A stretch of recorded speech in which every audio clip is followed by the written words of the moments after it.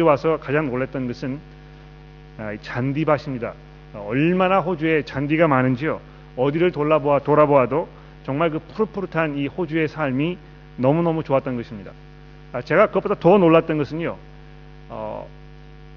어린 아이들조차도 잔디밭 위에서 운동을 하고 있고, 제가 그토록 꿈에 그리던 이 잔디밭 위에서 축구를 해볼 수 있었다는 것입니다. 한국 여러분 기억나십니까? 이 초등학교 다니실 때, 또 중고등학교 다니실 때 보면 맨 그 흙밭에서 막 이 자갈이 두꺼워가지고 한번 넘어지면 무릎이 다 깨지는 그런 상황에서 축구하고 이랬다는 것이죠.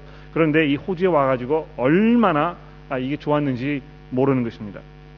제가 초등학교 다닐 때 남산 아래에 있는 그 숭이국민학교를 다녔는데요. 그렇기 때문에 저희가 그 남산에를 자주 가는 기회가 있었습니다. 여러분 기억나시는, 지금도 있는지 모르겠습니다만, 남산에 가시면은 그 안중근 의사 기념관이 있는데요. 거기 가시게 되면 잔디가 얼마나 잘 가꾸어져 있는지, 그 오랜 30년 지난 그 당시에도 잔디가 뭐 아주 그냥 이 양탄자처럼 이렇게 준비가 되어 있었습니다. 그런데 거기 가 보신 분들은 아시겠지만, 물론 어디든 마찬가지입니다만 한국에는 지금도 그런지 모르겠습니다. 그때는요, 잔디밭에 들어갈 수가 없게 되어 있었습니다. 들어가지 마십시오 이렇게 해가지고 편말도 세워놓고 거기 뭐 줄도 쳐놓고 조금만 발 들여놓기만 하면 경비원들이 이 호루라기를 불고 뭐 난리 법석을 떠줬던 것이죠. 어린 아이들이요, 들어가지 말라고 하면 어떻게 합니까? 더 들어가는 것입니다. 이 남산에 갈 때마다 경비원들과 이 쫓고 쫓기는 그 긴박한 그런 이 생사를 건 그런 싸움, 이런 것이 기억에 많이 나거든요. 그래서 그런 이유 때문인지 모르겠지만, 이 호주에 와서 제가 한동안 잔디밭에 들어가는 것에 이 심리적인 상당한 압박을 느꼈었습니다. 들어가기만 하면 누가 호루라기를 불 것 같고, 들어가면 안 될 것 같은 그런 생각이 있었다는 것이죠. 그런데 제 친구들이, 뭐 어린 아이들이 전혀 꺼리낌 없이 잔디 위에서 뛰놀고 이런 것을 보면서 서서히 제가 마음을 풀게 되고, 저도 그것을 누렸던 것이 생각이 납니다. 오늘 본문 말씀에 보시게 되면 이 장막에 대해서 간략하게 우리에게 설명을 해주고 있습니다. 1절부터 5절에 보면 이 장막이라는 것이 어떤 것인가에 대해서 우리에게 설명을 해주고 있는데, 제가 그림을 한 가지 그려왔거든요. 여기 보시게 되면 아시겠지만, 장막이라는 것은 그 큰 텐트를 말하는 것입니다. 그 텐트가 규격이 이제 50m에 25m에서 큰 텐트였는데요. 그 안에 들어갈 수 있는 그 입구가 이제 이 오른편에 있었고요. 그 텐트 안에는 그것보다 더 작은 텐트가 또 하나가 들어 있었습니다. 근데 그 조그만 텐트 앞에는 번제단이 있었고요. 또 그 앞에는 이 물 두렁이 있어서 제사장들이 이제 거기에서 그 정결하게 하는 예식을 하고 이렇게 하는 것이 있었다는 것입니다. 번제단이라고 되어 있는 거기에서 제사를 드리고 자기 몸을 물로 깨끗하게 한 후에야 이 보시는 대로 이 성소와 지성소라고 되어 있는 그 텐트 안으로 비록 들어갈 수가 있었습니다. 여기는 아무도 들어갈 수 있는 것이 아니고 제사장들만 허락이 되어 있던 것입니다. 제사장들도 그냥 뭐 마음대로 들어갈 수 있던 것이 아니고요. 그런 아주 복잡한 그 예식을 통해서 그 정결함을 받은 후에야 이 성소라고 되어 있는 거기에 들어가서 제사를 지내고 분향단을 그 제물을 바치고 이렇게 할 수가 있었던 것입니다. 근데 여기 보시는 대로 이 성소와 지성소라는 그 사이에 이제 큰 그 휘장이 쳐 있었습니다. 휘장 뭐 두께가 한 이 정도 되는 그런 아주 엄청난 그 커튼이었는데요. 이 커튼을 지나서 그 안쪽 지성소로는 함부로 누가 들어갈 수 있는 곳이 아니었다는 것입니다. 1년에 한 번 대제사장만이 들어갈 수 있었다는 것입니다. 그래서 이 장막을 보게 되면 8절 말씀해 보십시오. 장막을 통해서 하나님께서 이스라엘 백성들에게 던지시고자 했던 그 중요한 메시지가 하나 있었다는 것입니다. 무엇입니까? 성령이 이로써 보이신 것은 첫 장막이 서 있을 동안에는 성소에 들어가는 것이 아직 나타나지 아니한 것이라. 다시 말해서 하나님께서 여기 이 지성소라고 하는 그 곳에 계셨고요. 거기를 들어가야 하나님을 만날 수가 있었는데요.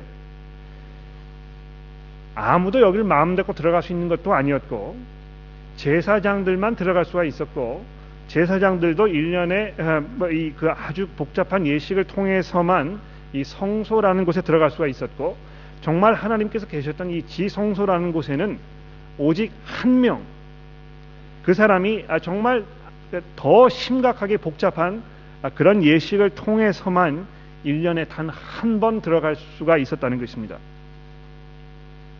뭘 말하는 것입니까? 출입 금지라는 것입니다. 하나님을 그렇게 쉽게 호락호락 마음 놓고 들어가서 그분을 만날 수 있는 분이 아니라는 것을 이 성막을 통해서 하나님께서 아주 분명하게 드러내신 것입니다. 그래서 이 9절 말씀해 보십시오. 이 장막은 현재까지의 비유니 이에 따라 드리는 예물과 제사는 섬기는 자를 그 양심상 온전하게 할 수 없다, 이렇게 하면서 이 옛 언약의 그 한계점에 대해서 이거 말씀하고 있는 것입니다. 사람이 깨끗한 양심을 가지고 있지 못하기 때문에 살아계시고 참되신 그 하나님을 만날 수가 없었다는 것입니다. 그래서 여기 보시게 되면 이 장막이라는 것이 이 현재 이 세상의 이제 비유라 이렇게 말씀을 하고 있는데, 이 뭘 말하는 것입니까? 이 현 장막은 현세를 상징한다는 것입니다.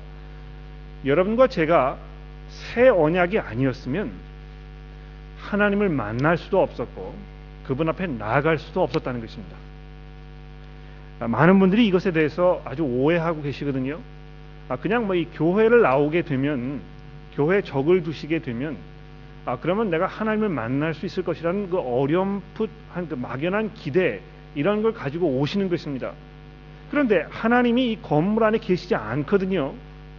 그래서 뭐 그냥 아무런 생각 없이 내가 교회를 출석하게 되면 하나님을 만날 수 있을 것이라는 생각이 별로 그렇게 건강한 생각이 아니라는 것입니다. 이 장막은 구약 시대의 옛 언약을 통해서 주어졌던 이 장막은 여러분과 저에게 아주 분명한 이 메시지를 전해주고 있습니다. 함부로 하나님을 접근하지 말라는 것입니다. 하나님을 접근하게 되었을 때 우리에게 주어진 그 몫은 오직 죽음일 뿐이라고 성경이 얼마나 반복적으로 우리에게 얘기하고 있는지 모릅니다. 그래서 에덴 동산에서 아담과 하와가 쫓겨났을 때 하나님께서 이 생명수로 가는 그 길을 막아 놓으셨다고 얘기했지요. 그때부터는 우리 인간들이 이 죽음을 피할 수가 없게 된 것입니다. 그 후로 얼마나 많은 성경의 저자들이 이 영광 중에 계시는 하나님의 그 존귀하심을 바라보고 나서 부들부들 두려움에 떨면서 내가 죽게 되었다고 이렇게 고백한 것입니까? 뿐만 아니고요, 하나님을 만나는 것은 쉬운 일도 아니었지만 동시에 하나님께서 정해놓으신 방법이 아니고는 하나님을 만날 수 없다는 사실을 우리에게 아주 분명하게 말씀해 주고 있는 것입니다. 내가 그냥 막연하게 이렇게 하면 하나님을 만날 수 있겠지, 이런 생각으로 하나님을 만날 수가 없다는 것입니다.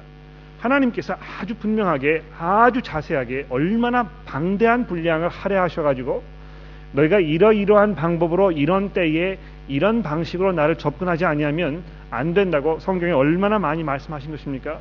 이런 걸 모두 종합해 보았을 때 이 성막이 우리에게 뭘 얘기해 주고 있는 것입니까? 이 구약 시대에 있던 그 옛 언약의 그 시스템, 이것이 온전하지 아니한 것이고 이것이 얼마나 부족한 것이었다는 것을 우리에게 얘기해 주고 있는 것입니다. 제가 아는 대로 그 많은 어떤 분들은 이 성막에 대해서 상당한 집착을 보이시는 것 같아요. 그래서 뭐 이 성막 뭐 세미나 뭐 이런 게 있기도 하고, 한국에 가게 되면 성막을 공부할 수 있는 뭐 이 그 모형도 만들어 놓고 거기 합숙 훈련하시면서 거기에서 이제 되는 뭐 이것도 직접 뭐 몸소 체험해 보시기도 하고, 이런 거를 이제 많이 하시는 거를 제가 인터넷을 통해서 확인해 보았습니다. 아마 여기에도 보면 그 성막 세미나 뭐 이런 거 하셔가지고 초대하셔서 뭐 직접 체험해 보시는 그런 자리들이 있는 것 제가 알고 있습니다. 근데 여러분 잘 들어보십시오. 히브리서 8장과 9장이 계속해서 여러분과 저에게 말씀하고 있는 바가 무엇입니까? 성막에 집착하는 것이 아무런 의미가 없다는 것입니다. 오히려 그것은 그저 옛 시스템의 그 불완전함, 이것을 우리에게 가르쳐 주기 위해서 주어졌던 것이고요. 그것을 바라봄으로 인해서 얼마나 하나님께서 접근하기 어려운 분인가를 보여주었다는 것입니다. 그래서 결국 성막이 우리에게 주어졌던 가장 근본적인 목적은 왜 우리가 예수 그리스도 그분을 만나지 아니하면 안 되는지에 대해서 우리에게 이야기해주고 있다는 것입니다. 그것이 거기에서 하나님께 예배를 드리는 그 원칙이나 원리 이런 걸 우리에게 가르쳐 주시기 위해서 주어진 것이 아니라는 것을 여러분 이 8장과 9장의 말씀을 통해서 분명하게 이해하시면 그러면 좋겠습니다. 중요한 것은 그러나 예수 그리스도의 오심을 통해서 이 새 언약을 통해서 얼마나 놀라운 변화가 일어났는지를 이해하는 것입니다. 이 개역 개정 성경에 보시면 11절에 그리스도께서는 장래 좋은 일의 대제사장으로 이렇게 시작을 하고 있는데요. 원래 그 히라보 원 성경에 보시게 되면 11절 맨 첫 부분에 그러나라는 그 접속사가 있습니다. 이 굉장히 중요한 접속사인데 왜 이것을 빼뜨려 놓고 성경을 번역했는지 제가 잘 이해할 수가 없습니다. 11절에 그러나 이렇게 얘기하면서 예수 그리스도를 통해 일어난 이 새 언약의 그 놀라운 변화에 대해서 지금 이 히브리서 저자가 아주 흥분된 마음으로 우리에게 말씀해주고 있는 것입니다. 어떤 변화가 일어난 것입니까? 12절 말씀해 보십시오. 영원한 속죄를 이루사 단번에 성소에 들어가셨다고 되어 있습니다. 예? 영원한 속죄라는 것입니다. 예수 그리스도를 통해서 이 죄가 사하여졌는데요. 그 죄가 그냥 일순간의 일시적인 어떤 임시적인 용서가 아니고요. 영원한 속죄라는 것입니다. 한번 여러분과 제가 예수 그리스도를 만나서 죄 용서를 받게 되면 그것으로 게임이 끝난 것입니다. 더 이상 우리가 죄의 노예로 살고 있지 않다는 것입니다. 그럼 뭘 말하는 것입니까? 더 이상 죄의 권세 아래 있지 않다는 것입니다. 이건 죄를 짓지 않는다는 것을 말하는 것이 아니고요. 죄가 발휘할 수 있는 그 영향력, 뭘 말하는 것입니까? 죽음을 말하는 것입니다. 예? 죄의 노예이면 그 영향력 아래서 우리가 죽을 수밖에 없지 않습니까? 그런데 예수 그리스도를 통해서 그 영향력 아래서 벗어나게 되었다는 것입니다. 우리가 더 이상 지금 이 땅에 사는 동안 죄를 짓지 않는다는 것을 말씀드리는 것이 아니고 우리가 죄 가운데 있어도 더 이상 그 죄의 영향력, 죄가 가지고 있는 그 죽음의 힘, 거기에 그 희생양이 더 이상 되지 않는다는 것입니다. 그래서 우리가 한국에 살고 있을 때는 그 한국의 법의 제약을 받지 않았습니까? 그런데 이 호주에 와서 살고 있기 때문에 우리가 이 살고 있는 그 삶의 영역이 지금 바뀌어 있기 때문에 우리는 더 이상 한국 법의 제약을 받지 아니하고 이 호주 법의 제약을 받고 있는 것입니다. 그렇지 않습니까? 마찬가지로 예전엔 우리가 이 죄의 권세 아래 있어서 거기에서 죽음을 누릴 수밖에 없었던 것입니다. 그런데 예수 그리스도를 통해서 우리가 이민 가게 된 것입니다. 그래서 지금 이 호주 땅에 와서 살고 있는 것입니다. 그래서 호주 법에 따라 살고 있는 것이죠. 더 이상 죄의 권세 아래 있지 않다는 것입니다. 14절 말씀해 보십시오. 더 나아가서 너희의 양심을 죽은 행실에서 깨끗하게 할 수 있게 되었다고 얘기하고 있습니다. 이 새 언약이라는 것이요 얼마나 파괴적이고 얼마나 폭발적인 능력을 가지고 있는지 여러분 생각해 보십시오. 여러분의 양심을 죽은 행실에서 깨끗하게 하셨다고 말씀하고 있는 것입니다. 우리의 양심이라는 것은 자라온 환경, 교육 이런 것에 따라서 많이 좌지우지되고 그래서 어떤 사람의 양심에 걸리는 일은 다른 사람에게 거의 양심의 가책이 되지 않는 그런 일이 될 수 있습니다. 그래서 내가 양심에 가책이 없다고 해서 모든 문제가 해결되지는 않습니다. 그러나 이 본문 말씀에서 이야기하는 이 양심이라는 것은요 하나님을 향한 내 마음 속에 있는 그런 그 불편함, 그분의 그 심판을 향한 그 두려움, 이런 것들을 말하는 것입니다. 그런데 하나님께서 그것을 깨끗하게 정리를 하셔서 이제 우리가 두려운 양심을 가지고 하나님 앞에 이 부들부들 떨면서 나아가는 것이 아니고요. 다음 주에 우리가 보게 되겠지만 우리가 하나님의 보좌 앞에 나아갈 수 있는 담력을 얻었다고 얘기하고 있습니다. 담대하게 나가는 것입니다. 전혀 두려움이 없는 것입니다. 더 나아가서 이 새로운 양심으로 인해서 어떻게 되었다고요? 14절 마지막 부분에 보십시오. 살아계신 하나님을 섬길 수 있게 만들어 놓았다고 얘기하고 있습니다. 여러분, 이것이 이 새 언약의 예수 그리스도를 통해 일어난 이 새 언약의 놀라운 변화입니다. 예전에 우리가 하나님을 섬기기 위해서 살고 있었습니까? 여러분, 예수를 만나지 못한 사람들, 믿음이 전혀 없는 그런 분들, 그런 분들의 그 삶을 돌아보십시오. 그분의 마음을 읽어보십시오. 그분의 삶의 모습을 보십시오. 그분들이 하나님을 내가 섬겨야 되겠다는 마음을 가지고 사십니까? 전혀 그렇지 않습니다. 내 삶은 내 것이고 그냥 내가 내 방식대로 살겠다고 주장하는 것입니다. 그런데 그런 마음이 쉽게 바뀌지가 않습니다. 그러나 예수 그리스도를 통해서 참으로 이제는 내가 하나님을 섬기는 삶을 살아야 되겠다는 이 마음의 놀라운 변화가 일어나게 된 것입니다. 저희 교회 안에도 제가 이렇게 보는 대로 처음 저희 교회를 오셨을 때 뭐 하나님을 두려워하거나 그런 마음이 조금 있으셨는지 모르지만 내가 정말 내 삶을 이제부터는 예수 그리스도를 섬기는 그런 삶을 살아야 되겠다고 마음 먹고 오지 못하셨던 분들이 지금 제가 여기 보는 대로 뭐 얼마나 많이 계시는지 모릅니다.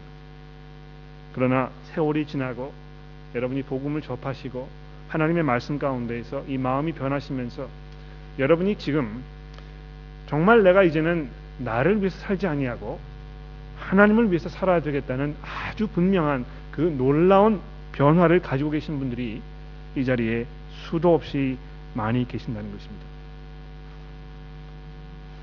이런 변화가 어떻게 일어난 것입니까? 12절에 말씀하는 대로 예수 그리스도의 피로 인해서 일어난 것입니다. 14절 말씀이 이야기하는 대로 영원하신 성령으로 말미암아 흠없는 자기를 하나님께 드린 이 그리스도의 피로 인해서 일어난 변화라는 것입니다. 예수 그리스도께서 이 가져오신 이 새 언약은요, 이 십자가의 사건과 아주 밀접하게 뗄래야 뗄 수 없는 그 관계 속에 있는 것입니다. 그 십자가 사건이 일어났기 때문에, 거기에서 그 피 쏟아짐이 일어났기 때문에 이런 그 근본적인 변화가 일어나게 된 것입니다. 그리고 나서 15절부터 23절에 영원한 하나님의 그 기업에 대해서 말씀하고 있지 않습니까? 이로 말미암아 그는 새 언약의 중보자시니 이는 첫 언약 때에 범한 죄에서 속량하시려고 주구사 부르심을 입은 자로 하여금 영원한 기업의 약속을 얻게 하려 하심이라 되어 있습니다. 여러분과 제가 영원한 기업을 얻게 된 것입니다. 영원한 기업은 무엇입니까? 여러분과 제가 하나님 나라에서 받을 우리의 그 유산, 이거 무엇입니까? 그것은 하나님과의 깊은 교제입니다. 하나님과의 영원한 안식 속에 누리는 교제인 것입니다. 더 이상 우리가 불완전함 속에서 죽음을 피할 수 없는 그런 희생양으로서의 삶을 사는 것이 아니고 이제 영원한 하나님의 나라에서 그분을 찬송하면서 그분을 마음껏 누리는 그 삶을 사는 것이 우리가 누릴 영원한 기업이라는 것입니다. 그거 뭐 별거 아니네요. 이 하나님 나라에 가면 무슨 뭐 벤츠 차를 좀 몰 수 있을 거라고 생각했는데 그냥 하나님 섬기는 일이 제가 누릴 기업입니까? 여러분이 이렇게 생각하실지 모르겠습니다. 설마 그렇게 생각하시는 분들은 안 계시겠죠? 그러나 여러분 그렇게 생각하고 계신다면 여러분 하나님을 섬길 수 없었을 때의 그 끔찍한 삶의 모습, 그 희망도 없고 정말 아무런 목적 없이 방황하면서 죽어갈 수밖에 없었던 그 삶의 모습, 그것을 돌아보십시오. 그리고 그것과 반해서 우리가 하나님 안에서 누릴 수 있는 예수 그리스도의 그 형상을 따라 사는 영원한 참 삶의 모습, 이것을 생각해 보시라는 것입니다. 오늘 본문 말씀 마지막 절은 여러분과 저에게 굉장히 많은 것을 생각하게 하는 중요한 구절입니다. 그러므로 제가 이 구절을 차근차근 읽어보도록 하겠습니다. 24절 말씀입니다. 그리스도께서는 참것의 그림자인 손으로 만든 성소에 들어가지 아니하시고 바로 하늘에 들어가사 이제 우리를 위하여 하나님 앞에 나타나시고 대제사장이 해마다 다른 것의 피로써 성소에 들어가는 것 같이 자주 자기를 드리려고 아니하실지니 그러면 그가 세상을 창조한 때부터 자주 고난을 받았어야 할 것이로되 이제 자기를 단번에 제물로 드려 죄를 없이 하시려고 세상 끝에 나타나셨느니라. 한 번 죽는 것은 사람에게 정한 것이요 그 후에는 심판이 있으리니 이와 같이 그리스도도 많은 사람의 죄를 담당하시려고 단번에 들이신 바 되었고 구원에 이르게 하기 위하여 죄와 상관없이 자기를 바라는 자들에게 두 번째 나타나시리라. 첫 번째로 예수 그리스도께서 지금 하나님의 보좌 우편에 나타나셨다는 것입니다. 그분이 어디 계십니까? 하나님의 보좌 우편에 계신다는 것입니다. 왜 거기 계신 것입니까? 여러분과 저를 위해서 계속해서 중보하시기 위해서 거기 계신다는 것입니다. 그분의 그 강한 팔과 그분의 그 능력으로 여러분과 제가 아주 안전하게 하나님의 그 보좌 앞에 나아갈 수 있도록 하나님께서 그 길을 예수 그리스도를 통해서 열어 놓으셨다는 것입니다. 두 번째로 여기 그 26절 마지막 절에 보시면 이제 자기를 단번에 제물로 드려 죄를 없이 하시려고 세상 끝에 나타나셨다는 이 말씀을 잘 들어보십시오. 예수 그리스도께서 단번에 제물을 드리신 것입니다. 더 이상 제물을 드려야 할 그 아무런 이유도 남아있지 않습니다. 그러므로 이제 더 이상 사제도 필요하지 아니하고 더 이상 미사도 필요하지 않은 것입니다. 더 이상 성찬식을 통해서 어떤 그 하나님께 뭘 드려야 하는 그런 필요가 더 없어진 성찬식이 하나님께 제사를 드린다는 것을 말씀드리는 것이 아니고요. 많은 분들이 성찬식 하는 것을 마치 하나님께 무슨 제사를 드리는 것처럼 오해하실까봐 제가 말씀을 드리는 것입니다. 성찬식이라는 것은 다시 한번 예수 그리스도의 몸과 피를 하나님께 바치는 예식이 아니고 그리스도께서 여러분과 저를 위해서 그 몸을 흘리셨다는 것을 기억하고 기념하는 자리인 것입니다. 그분께서 그 일 하시려고 언제 나타나셨다고요? 세상 끝에 나타나셨다는 것입니다. 예수 그리스도께서 처음 이 땅에 오셨을 때요, 그때 세상 끝날이 시작된 것입니다. 그래서 지금 여러분과 제가 벌써 2000년 동안 이 세상의 마지막 시대에 살고 있는 것입니다. 왜 마지막 시대입니까? 더 이상 하나님께서 여러분과 저의 구원을 위해서 이루어 놓으셔야 할 어떤 다른 일이 남아있지 않기 때문에 모든 일이 다 끝났으므로 우리가 지금 마지막 시대에 있는 것입니다. 이제 오직 한 가지 남은 하나가 있다면 무엇입니까? 더 이상 돌이킬 수 없는 하나님의 영원한 심판이 남아있는 것입니다. 그것이 예수 그리스도의 두 번째 나타나심을 통해서 우리에게 이루어질 것인지, 우리 이 육신의 생명이 끝나는 그날 이루어질 것인지는 아무도 모릅니다. 하나님만 알고 계십니다. 이 자리에 앉아 계시는 여러분과 제가 예수님 재림하시기 이전에 우리가 이 육신의 죽음을 맛보게 되면 바로 그 순간 여러분은 하나님의 심판 가운데 들어가게 되는 것입니다. 얼마나 시간이 남지 않았습니다, 여러분. 이제 우리 육신의 이 마지막 숨이 우리 이 몸에서 떠나게 되면 더 이상 돌이킬 수 있는 어떤 기회가 남아있지 않은 것입니다. 본문 말씀이 이야기하고 있는 대로 그 이후에는 어떻게 되었다고요? 하나님의 그 영원한 심판이 기다리고 있는 것입니다. 예수께서 이 하나님의 심판에 대해서 말씀하시면서 이 지옥이라는 것에 대해서 이야기하시면서 얼마나 끔찍한 표현을 쓰셨습니까?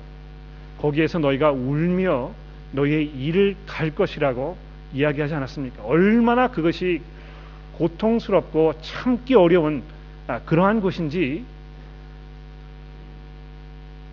우리가 거기 가지 말아야 하지 않겠습니까, 여러분? 예수 그리스도께서 하나님의 이 심판을 여러분과 저를 대신해서 받기 위해서 겟세마네 동산에서 기도하실 때 얼마나 그분이 두려움에 몸을 떠셨습니까? 하나님의 심판을 받는다는 것이 무엇을 의미하시는지에 대해서 가장 정확하게 알고 계셨던 그분은 예수 그리스도 그분이시거든요. 그분이 다른 사람의 죽음 앞에서 그렇게 의연하시더니 자기가 받으셔야 했던 그 하나님의 심판으로서의 죽음을 눈앞에 두시고 어찌할 바를 모르면서 이 머리에서 떨어지는 땀방울이 핏방울처럼 땅에 떨어지도록 하나님께 기도하는 것 아닙니까? 여러분, 시간이 얼마 남지 않았습니다. 아직 예수 그리스도를 만나지 못하셨습니까? 아직 그분에게 여러분의 삶을 넘겨드리지 못하셨습니까? 그분을 내 삶의 구주라고 고백하기가 어려우십니까? 여러분, 제가 간절하게 이 시간 여러분에게 부탁을 드리는 것은 더 이상 지체하지 마십시오.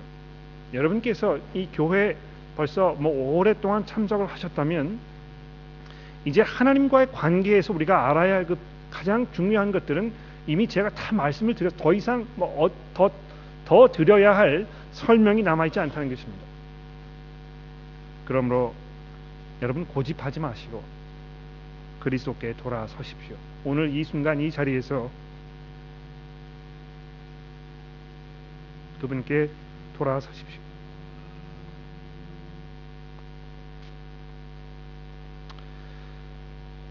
그러나 하나님의 보좌 우편에 나아가서 담대한 마음으로 그분께서 우리에게 주실 이 기업을 기다리고 있는 여러분과 저는 더 이상 우리를 위해서 살지 아니하고 하나님을 섬기는 삶을 살도록 부르심을 받은 것입니다. 우리의 삶의 목적이 무엇입니까? 이 땅에서 그냥 잘 먹고 편안하게 잘 살다가 세상을 마감하는 것입니까? 그렇지 않습니다. 하나님의 나라를 소망하면서 열망하면서 그것을 기다리는 삶을 사는 것이 여러분과 저의 몫이고, 그러기 위해서 기쁨과 감사로 주를 위해 사는 삶을 부담스럽게 생각하지 아니하고 기쁨으로 사는 것이 여러분과 저의 삶의 몫인 것입니다. 존 챗분 목사님께서 세상을 떠나셨는데 그분 떠나시기 전에 남기셨던 몇 말씀 중에서 그분이 하나님 나라에 대한 그 자기의 기대와 그 소망에 대해서 말씀하셨습니다. 내가 일평생 복음을 선포하면서 살았는데 이제 그 복음의 그 완성되는 순간을 내가 이제 내 눈앞에 두고 있다. 정말 그토록 기다리던 나의 주님이신 예수 그리스도 그분을 만나는 그 순간이 이제 내 앞에 있다.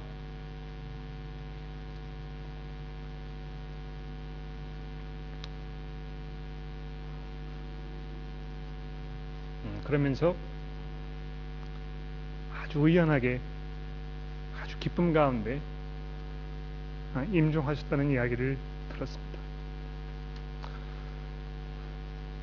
여러분, 마지막 순간을 어떻게 맞이하시겠습니까? 어떻게 해서든지 내 생명을 연장해 보겠다고, 어떻게 해서든지 좀 더 이 세상에서의 삶을 누려보겠다고 고집하면서 다른 사람들이 보기에 비참한 마지막을 맞이하실 것입니까? 아니면 하나님 나라에 대한 그 영원한 소망 가운데서 기쁨과 감사로 우리의 삶을 마감할 것입니까? 기도하겠습니다.